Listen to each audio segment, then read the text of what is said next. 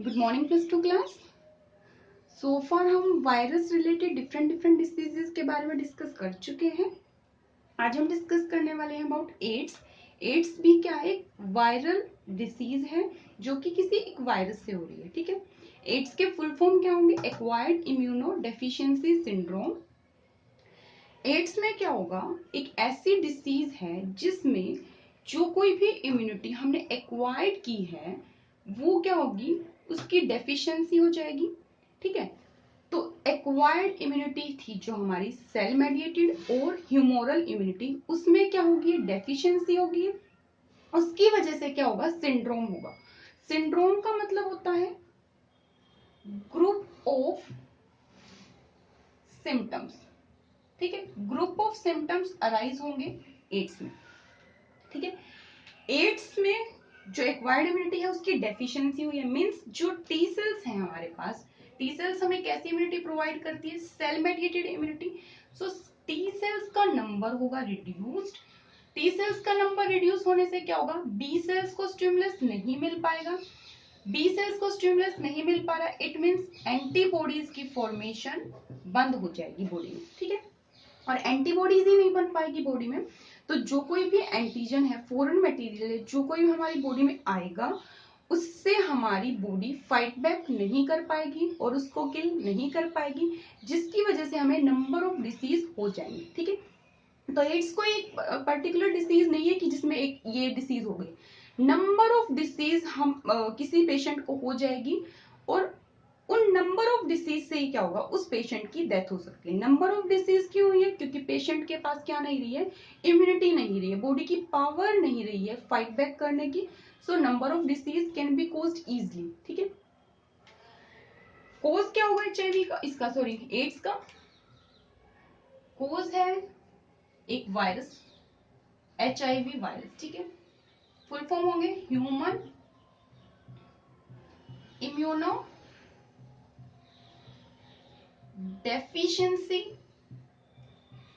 Virus.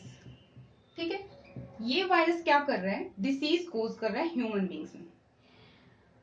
अब जो सबसे पहला केस डायग्नोज किया गया था वो तो हुआ था यूएसए में, बट उससे पहले अगर हिस्ट्री चेक की जाए ना एचआईवी वायरस की, वो कैसे ट्रांसमिट हुआ था। जनरली एचआईवी वायरस मोंकीज में प्रेजेंट था और मोंकीज से ह्यूमन पॉपुलेशन में ट्रांसफर हुआ था। जो अफ्रीका की पॉपुलेशन थी ना, सबसे पहले वहां पे ट्रांसफर हुआ था। जैसे कोई हंटिंग वगैरह के लिए गए थे, मंकीज की हंटिंग कर रहे थे, तो किसी इन्फेक्टेड मंकी ने किसी एक ह्यूमन को क्या कर दिया था, स्क्रैच कर दिया था। तो ब्लड की कहीं ना कहीं थोड़ी बहुत मिक्सिंग हुई थी और उसकी वजह से ये एचआईवी मंकी से अफ्रीका के जो ह्यूमन बींग्स थे उनमें ट्रांसफर होना स्टार्ट हो गया था। ये तो है हिस्ट्री, बट अगर फर्स्ट केस हम देखें तो एचआईवी का फर्स्ट केस था, जो एचआईवी पॉजिटिव फर्स्ट पर्सन मिला हमें, वो कहाँ मिला था, यूएसए में, अमेरिका में मतलब। ठीक है, तो यूएसए में 1981 में फर्स्ट केस डायग्नोज किया गया एचआईवी पॉजिटिव का। उसके बाद इंडिया में 1986 में इंडिया के चेन्नई में फर्स्ट केस डायग्नोज किया गया। दोनों के दोनों ईयर्स याद रखेंगे, एनसीईआरटी में भी मेंशन किया गया, सो इम्पोर्टेंट है। इंडिया में फर्स्ट केस 1986 में डायग्नोज किया गया था। ठीक है, अब उसके बाद क्या हो रहा है, एक और इम्पोर्टेंट टर्म है 1 दिसंबर। 1 दिसंबर है जो, उसको वर्ल्ड एड्स डे माना जाता है। ठीक है, इस दिन क्या होगा, एचआईवी जो पॉजिटिव पर्सन है उनकी केयर की जाएगी, उनको थोड़ा मोटिवेट किया जाता है, उनके लिए डिफरेंट डिफरेंट टाइप के प्रोग्राम सेटअप किए जाएंगे। ठीक है, तो पूरा का पूरा डे उनको प्रोवाइड किया गया है। वहां पे वर्ल्ड एड्स डे सेलिब्रेट किया जाता है। एड्स के लिए एक सिंबल है, एक रेड रिबन रहेगा, रेड से ही बनाते हैं, रेड रिबन रहेगा ये। ठीक है, तो ये एक रेड रिबन है जो कि एड्स का सिंबल रहेगा। जो कोई भी एड्स के हॉस्पिटल्स वगैरह हैं और या फिर कुछ हमें डॉक्टर स्लिप प्रोवाइड कर रहे हैं, वहां पे ये सिंबल बना हुआ, तो ये रेड रिबन क्या है, एड्स का सिंबल है। अब बात कर लेते हैं एचआईवी की, जो कि पॉजिटिव एजेंट है एड्स का, जो एड्स को कोज करेगा। एक वायरस ही है। इस वायरस की स्ट्रक्चर को हम डिस्कस करेंगे आज, ठीक है। अब ये जो वायरस है ह्यूमन बॉडी में एंटर करेगा, एंटर करने के बाद टी सेल्स को अफेक्ट कर रहा है मेजरली, और साथ में मैक्रोफेजेस हैं जो उनको अफेक्ट करेगा। सबसे पहले जो एड्स के सिम्टम्स होंगे वो क्या क्या राइज होंगे। जैसे ही एचआईवी बॉडी में एंटर किया है ना, तो एचआईवी कोई बहुत ज्यादा स्ट्रॉन्ग सिम्टम्स अराइज नहीं कर रहा बॉडी में आने के बाद, एंट्री करने के बाद बहुत माइल्ड से सिम्टम्स रहेंगे। जिससे माइल्ड फीवर होगा पेशेंट को, हेडेक रहेगा और बॉडी पेन होगा, प्लस क्या हो सकता है बहुत ज्यादा शिवरिंग वगैरह हो सकती है, वेट लॉस हो सकता है, ठीक है, और लॉस ऑफ एपिटाइट, भूख नहीं लगेगी पेशेंट को। तो ये बहुत माइल्ड से सिम्टम। अभी किसी पेशेंट का थोड़ा सा वेट भी लूज हो गया किसी पर्सन का, तो हम इतना रिस्क नहीं ले, वो नहीं कर रहे कि हाँ कुछ डिसीज हुई है, कुछ अलग सी चीज हो रही है। हेडेक है, माइल्ड सा फीवर हो गया, थोड़ा सा टेम्परेचर अप एंड डाउन हमारी बॉडी का होता रहता है। तो ये सिम्टम्स हैं जो सारे के सारे बहुत ज्यादा माइल्ड है, बहुत ज्यादा स्ट्रॉन्ग नहीं है, सिवियर नहीं है। तो इसीलिए एड्स का जो डायग्नोज है उसको हम नहीं कर पा रहे, ठीक है। बहुत लेटर स्टेजेस में जब चला जाएगा, लेटर स्टेजेस में जाने के बाद ही कोई पर्सन चेकआउट करा रहा है, टेस्टिंग करा रहा है कि हाँ एड्स भी हो सकता है, ठीक है। तो स्टार्टिंग के जो सिम्टम्स होते हैं एड्स के वो बहुत माइल्ड रहेंगे, ठीक है। सो अब जो एचआईवी है, HIV virus is a retro virus. ये बात बहुत बहुत इंपॉर्टेंट है, याद रखेंगे अच्छे से। रेट्रो वायरस है। रेट्रो जो वर्ड है उसका मतलब होता है बैक, ठीक है। ये कुछ बैक का काम कर रहा है, इनवर्स काम कर रहा है। जो नॉर्मली कोई भी वायरस कर रहा है, जो नॉर्मली हमारी बॉडी में कुछ भी फंक्शनिंग हो रही है, उससे ये कुछ बैक कर रहा है, इनवर्स काम कर रहा है। कैसे काम कर रहा है? आपको सेंट्रल डोग्मा पता है, डीएनए से डीएनए की कॉपी बनी होगी, रेप्लिकेशन हुआ। सो डीएनए से डीएनए कॉपी बना, ठीक है। इस प्रोसेस को हम बोलते हैं रेप्लिकेशन, ठीक है। कॉपीज बनना, रेप्लिका का मतलब होता है कॉपी। डीएनए से डीएनए की कॉपी बनी, उसके बाद डीएनए से बनता है एमआरएनए, जिसको हम बोलते हैं ट्रांसक्रिप्शन की प्रोसेस, ठीक है। ट्रांसक्रिप्शन। फिर उसके बाद होता है एमआरएनए से प्रोटीन की फॉर्मेशन। ये है सेंट्रल डोग्मा। डीएनए से एमआरएनए, एमआरएनए से फिर प्रोटीन, जिसको बोला जाता है ट्रांसलेशन, ठीक है। ये एक कॉमन स्टेप है, हर एक किसी ऑर्गेनिज्म की बॉडी में हो रहा है फॉर प्रोटीन फॉर्मेशन। अब जो रेट्रोवायरस है ना, उसके पास जो जेनेटिक मटेरियल होता है वो होता है सिंगल स्ट्रैंडेड आरएनए, ठीक है। तो इसके पास पहले से क्या है? आरएनए है। तो ये क्या करेगा? रिवर्स ट्रांसक्रिप्शन करेगा। रिवर्स ट्रांसक्रिप्शन क्या होगा? देखो, आरएनए तो इसके पास पहले से, रिवर्स ट्रांसक्रिप्शन करना पड़ेगा इसको। ट्रांसक्रिप्शन क्या था? डीएनए से एमआरएनए की कॉपी बनना। बट जो रेट्रोवायरस है, क्योंकि एचआईवी क्या एक रेट्रोवायरस है, रेट्रोवायरस का मतलब उसके पास सिंगल स्ट्रैंडेड आरएनए प्रेजेंट है।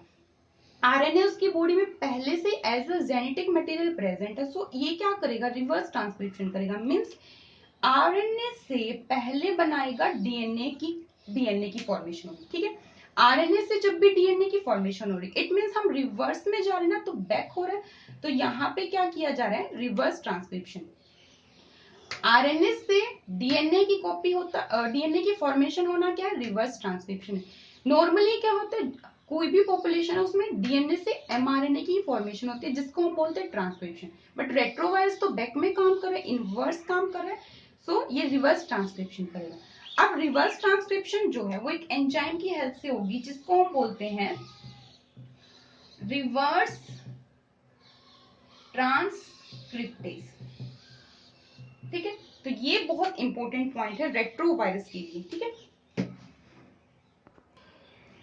सो नेक्स्ट हम डिस्कस कर रहे हैं about structure of HIV. HIV जो वायरस है उसकी स्ट्रक्चर क्या है? रेट्रोवायरस तो है, हमने पढ़ लिया। तो इसके पास एक तो क्या रहेगा? सिंगल स्ट्रैंडेड आरएनए रहेगा एज ए जेनेटिक मटेरियल। और क्या क्या होंगे? Enzymes, reverse transcriptase and integrase, ये 2 एंजाइम है HIV के पास। रिवर्स ट्रांसक्रिप्टेज का काम आप समझ गए कि क्या करेगा। इंटीग्रेज क्या कर रहा है, इंटीग्रेज करेगा इनकॉर्पोरेशन ऑफ जेनेटिक मटेरियल। ये जो जेनेटिक मटेरियल है ना, इसको होस्ट के जीनोम के साथ, होस्ट के DNA के साथ ऐड करेगा। ठीक है, तो इंटीग्रेज क्या कर रहा है, एडिशन में हेल्प कर रहा है। जो वायरस का जेनेटिक मटेरियल है उसको होस्ट के जीनोम में, होस्ट की DNA के साथ ऐड करवाने में हेल्प कर रहे हैं। ठीक है, तो ये काम रहेगा। फिर उसके बाद उसकी बॉडी किससे मिलके बनी होती है, वायरस से। वायरस में जनरली क्या होता है, प्रोटीन ही होते हैं, बट यहाँ पे कुछ स्पेशल सी स्ट्रक्चर और रहेगी। क्या है इसके पास, 2 प्रोटीन के कोट होंगे। ठीक है, जनरली वायरस के पास एक ही कोट होता है प्रोटीन का, बट HIV तो एक स्पेशल वायरस है, उसके पास होंगे 2 प्रोटीन के कोट। प्रोटीन कोट किससे मिलके बना हुआ, कैप्सोमियर से, जो स्मॉलर यूनिट है कैप्सिड की फॉर्मेशन करेगी। तो ये है प्रोटीन का कोट, जो कैप्सोमियर से, जो स्मॉलर यूनिट है ना, मोनोमेरिक यूनिट है। एक कोट ये होगा और एक कोट होगा ये। 2 लेयरिंग बनेगी। किसकी बनी है ये 2 लेयरिंग, प्रोटीन की। ठीक है, अब वायरस का मेन पार्ट क्या होता है, प्रोटीन, और उसके इनसाइड क्या प्रेजेंट होगा, जेनेटिक मटेरियल। जेनेटिक मटेरियल क्या है यहाँ पे, सिंगल स्ट्रैंडेड RNA। ठीक है, तो ये 2 सिंगल स्ट्रैंडेड RNA प्रेजेंट है। प्लस में क्या है, रिवर्स ट्रांसक्रिप्टेज एंजाइम। जो ब्लैक पॉइंट से दिखा रहे हो ना सर्कल, ये क्या है, रिवर्स ट्रांसक्रिप्टेज एंजाइम। इसको लिख देंगे हम शॉर्ट फॉर्म में RTC। तो ये क्या है, RT समझ गए हैं, रिवर्स ट्रांसक्रिप्टेज। प्लस में एक और एंजाइम था इंटीग्रेज, इसको मैं दिखा रही हूँ स्क्वायर से। तो ये कौन सा एंजाइम है, इंटीग्रेज। और ये 2 क्या है, प्रोटीन के कोट हैं। इतने स्ट्रक्चर तो है, कॉमन है। अब जो तो HIV के पास एक और स्पेशल लेयरिंग रहेगी, वो रहेगी फोस्फोलिपिड की बाइलेयर। ठीक है, जो कहां से लेगा, ये होस्ट की बॉडी से ही लेता है। तो होस्ट के मेम्ब्रेन से इसने क्या ले रखा है, एक और लेयरिंग ले रखी है एक्स्ट्रा, जो क्या है, फोस्फोलिपिड की बाइलेयर। बाइलेयर समझते हो, 2 लेयर बन गई ना, तो ये है फोस्फोलिपिड बाइलेयर, जो कि होस्ट के मेम्ब्रेन से लेगा ये। और सबसे इंपॉर्टेंट बात, अब ध्यान से सुनिएगा, इतना समझ चुके हैं, जो ये फोस्फोलिपिड की बाइलेयरिंग बनी है, इसके ऊपर कुछ स्पाइक्स प्रेजेंट होते हैं। स्पाइक्स समझते हैं, पॉइंटेड सी स्ट्रक्चर प्रेजेंट होगी। अभी कोरोना वायरस की स्ट्रक्चर आप सबने देख ही लिया है, तो उसके बॉडी पे भी क्या स्पाइक्स प्रेजेंट। स्पाइक्स मतलब कुछ पॉइंटेड सी स्ट्रक्चर प्रेजेंट है। ये जो स्पाइक्स है ये बने होते हैं ग्लाइकोप्रोटीन से, ग्लाइकोप्रोटीन से। ठीक है, तो इनको ग्लाइकोप्रोटीन है 120, उससे मिलके बने होंगे। तो जनरली हम लिख सकते हैं इनको GP120। एक GP41 भी रहेगा इसका पार्ट, और एक मेन पार्ट क्या है, GP120। ठीक है, तो स्पाइक्स है, पॉइंटेड सी स्ट्रक्चर है। कहाँ होगी, सरफेस पे। किसके, फोस्फोलिपिड का जो मेम्ब्रेन बना था ना, उसके सरफेस पे ये क्या प्रेजेंट है, स्पाइक्स प्रेजेंट हैं, जिनको क्या बोल रहे हैं, GP120, जो कि ग्लाइकोप्रोटीन ही है ना स्पाइक्स। तो ये ऐसे ऐसे स्पाइक्स प्रेजेंट होंगे। GP120 की सबसे इंपॉर्टेंट बात क्या है, कि ये एंटीजेनिक है। एंटीजेनिक का मतलब क्या है, अभी एंटीजन में हमने पढ़ा था, कुछ डिटर्मिनेंट साइट होती है जो शो करेगी कि ये फॉरेन मटेरियल है। सो GP120 है, जो ग्लाइकोप्रोटीन 120, वो क्या शो कर रहा है कि ये फॉरेन मटेरियल है। So it is a antigenic. Host की बॉडी में जाने के बाद जो इम्यून सेल्स है वो इसको रिकॉग्नाइज करेंगे, जिसकी वजह से फिर एंटीबॉडीज की फॉर्मेशन होगी। अगर ऐसा होता तो कोई भी पर्सन, मतलब जनरली HIV ना हो पाता पॉजिटिव, बट क्या हो रहा है, एक और एक्स्ट्रा चीज प्रेजेंट है। GP120 को तो डायग्नोज कर लेते क्योंकि एंटीजेनिक है, बट ये जो GP120 है ना, ये मास्क है। मास्क का मतलब क्या, कवर्ड है, एक और कवरिंग लगी हुई है। और ये जो कवरिंग है ये प्रोटीन से कवरिंग है। ये जो प्रोटीन है, ये जिससे कवरिंग किया गया है, किसको, GP120 को, वो कवरिंग है जो प्रोटीन की, वो है नॉन एंटीजेनिक। ठीक है, अब वायरस होस्ट की बॉडी में, किसी ह्यूमन बीइंग की बॉडी में एंटर भी कर गया तो पूरा का पूरा सरफेस तो कैसे GP120 से कवर है। और GP120 के ऊपर क्या है, नॉन एंटीजेनिक कवरिंग लगी हुई है, एक मास्क लगा हुआ है, एक लेयरिंग लगी हुई है जो कवर कर रही है।